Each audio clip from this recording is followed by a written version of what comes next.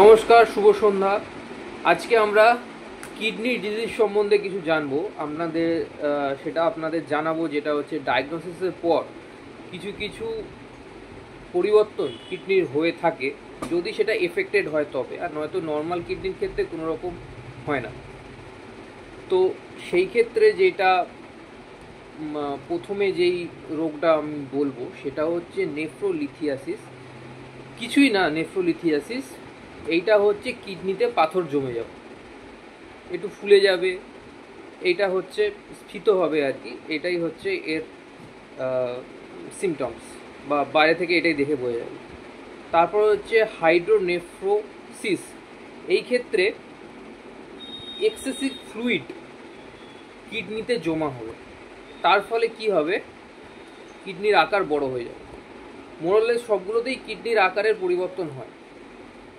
আর তারপরে আর একটা আছে টার্ম, সেটা হচ্ছে পলিসিস্টিক কিডনি।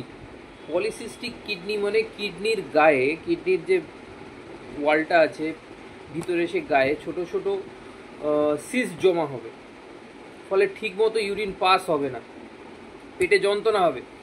এই প্রবলেমটাকে বা এই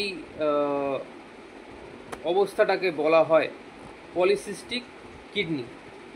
আর হচ্ছে ক্রনিক কিডনি ডিজিজ।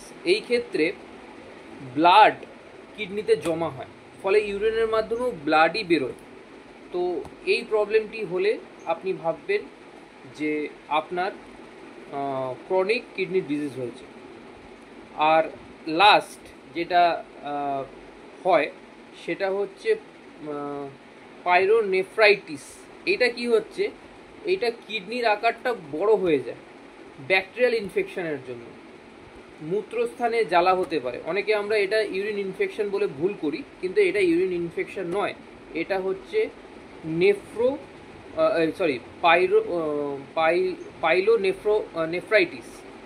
এই রোগটা হলে পরে আপনাদের ইমিডিয়েট কোনো চিকিৎসকের সঙ্গে পরামর্শ নিতে। তো এই রকম ভিডিও পেতে আমার চ্যানেলটিকে সাবস্ক্রাইব করে পাশে থাকা বেল আইকনটিকে প্রেস করে দেবেন, যাতে এই রকম ভিডিও আপনাদের সাথে আমি শেয়ার করতে পারি। নমস্কার, শুভরাত্রি।